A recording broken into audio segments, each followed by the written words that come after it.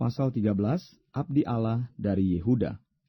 Sedang Yerobeam berdiri di atas mezbah itu sambil membakar korban, maka atas perintah Tuhan datanglah seorang abdi Allah dari Yehuda ke Betel. Lalu atas perintah Tuhan berserulah orang itu terhadap mezbah itu, katanya, hai mezbah, beginilah firman Tuhan, bahwasanya seorang anak akan lahir dari keluarga Daud, Yosia namanya. Ia akan menyembelih di atasmu imam-imam bukit pengorbanan yang membakar korban di atasmu. Juga tulang-tulang manusia akan dibakar di atasmu. Pada waktu itu juga ia memberitahukan suatu tanda ajaib, katanya, inilah tanda ajaib bahwa Tuhan telah berfirman, bahwasanya mezbah itu akan pecah sehingga tercurah abu yang di atasnya.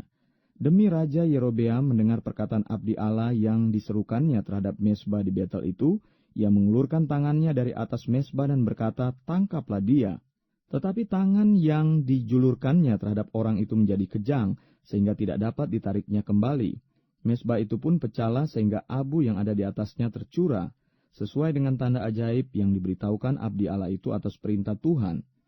Lalu berbicaralah raja dan berkata kepada abdi Allah itu, mohonkanlah belas kasihan Tuhan Allahmu, dan berdoalah untukku supaya tanganku dapat kembali. Dan abdi Allah itu memohonkan belas kasihan Tuhan, maka tangan raja itu dapat kembali dan menjadi seperti semula. Kemudian berbicaralah raja kepada abdi Allah itu, marilah bersama-sama dengan aku ke rumah. Segarkan badanmu, sesudah itu aku hendak memberikan suatu hadiah kepadamu. Tetapi abdi Allah itu berkata kepada raja, sekalipun setengah dari istanamu kau berikan kepadaku, aku tidak mau singgah kepadamu, juga aku tidak mau makan roti atau minum air di tempat ini. Sebab beginilah diperintahkan kepadaku atas firman Tuhan, janganlah makan roti atau minum air, dan jangan kembali melalui jalan yang telah kau tempuh itu. Lalu pergilah ia melalui jalan lain, dan tidak kembali melalui jalan yang telah diambilnya untuk datang ke Betel. Di Betel diam seorang nabi tua. Anak-anaknya datang menceritakan kepadanya segala perbuatan yang dilakukan abdi Allah pada hari itu di Betel. Mereka menceritakan juga kepada ayah mereka perkataan yang dikatakannya kepada raja. Kemudian ayah mereka bertanya, dari jalan manakah ia pergi? Lalu anak-anaknya menunjukkan kepadanya jalan yang diambil abdi Allah yang datang dari Yehuda itu. Ia berkata kepada anak-anaknya, pelanai keledai bagiku. Mereka memelanai keledai baginya, lalu ia menunggangnya, dan pergi mengikuti abdi Allah itu dan mendapatinya duduk di bawah sebuah pohon besar. Ia bertanya kepadanya, engkaukah abdi Allah yang telah datang dari Yehuda? Jawabnya, ya akulah itu.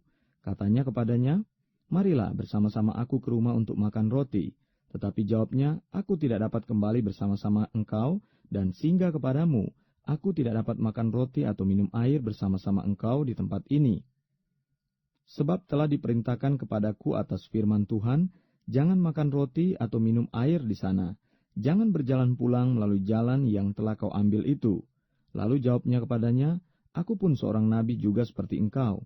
Dan atas perintah Tuhan, seorang malaikat telah berkata kepadaku, bawa dia pulang bersama-sama engkau ke rumahmu, supaya ia makan roti dan minum air. Tetapi ia berbohong kepadanya. Kemudian orang itu kembali bersama-sama dia lalu makan roti dan minum air di rumahnya. Sedang mereka duduk menghadapi meja, datanglah firman Tuhan kepada nabi yang telah membawa dia pulang. Ia berseru kepada abdi Allah yang telah datang dari Yehuda, beginilah firman Tuhan, karena engkau telah memberontak terhadap titah Tuhan dan tidak berpegang pada segala perintah yang diperintahkan kepadamu oleh Tuhan Allahmu, tetapi kembali dan makan roti dan minum air di tempat ini, walaupun ia telah berfirman kepadamu jangan makan roti atau minum air, maka mayatmu tidak akan masuk ke dalam kubur nenek moyangmu. Setelah orang itu makan roti dan minum air, dipelanailah keledai baginya. Orang itu pergi, tetapi di tengah jalan ia diserang seekor singa dan mati diterkam. Mayatnya tercampak di jalan dan keledai itu berdiri di sampingnya. Singa itu pun berdiri di samping mayat itu. Orang-orang yang lewat melihat mayat itu tercampak di jalan dan singa berdiri di sampingnya. Dan mereka menceritakannya di kota tempat kediaman nabi tua itu. Ketika hal itu kedengaran kepada nabi yang telah membujuk dia berbalik kembali, ia berkata, dialah abdi Allah yang telah memberontak terhadap titah Tuhan. Tuhan menyerahkan dia kepada singa yang mencabik dan membunuhnya sesuai dengan firman Tuhan yang diucapkannya kepadanya. Lalu berbicaralah ia kepada anak-anaknya, pelanailah keledai bagiku, dan mereka memelanainya.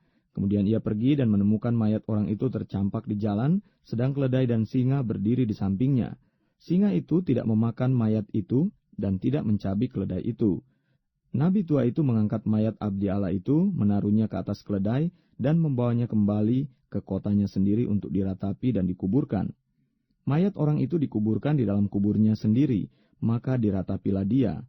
Wahai saudaraku, setelah ia menguburkannya, ia berkata kepada anak-anaknya, kalau aku mati, kuburkanlah aku dalam kubur ini bersama-sama dengan abdi Allah itu, dan taruhlah tulang-tulangku di sisi tulang-tulangnya. Sebab perkataan yang atas perintah Tuhan telah diserukannya kepada mezbah yang di Betel itu, dan terhadap segala kuil di bukit-bukit pengorbanan yang di kota-kota Samaria akan betul-betul terjadi. Sesudah peristiwa ini pun, Yerobeam tidak berbalik dari kelakuannya yang jahat itu, tetapi mengangkat pula imam-imam dari kalangan rakyat untuk bukit-bukit pengorbanan. Siapa yang mau saja ditahbiskannya menjadi imam untuk bukit-bukit pengorbanan, dan tindakan itu menjadi dosa bagi keluarga Yerobeam, sehingga mereka dilenyapkan dan dipunahkan dari muka bumi.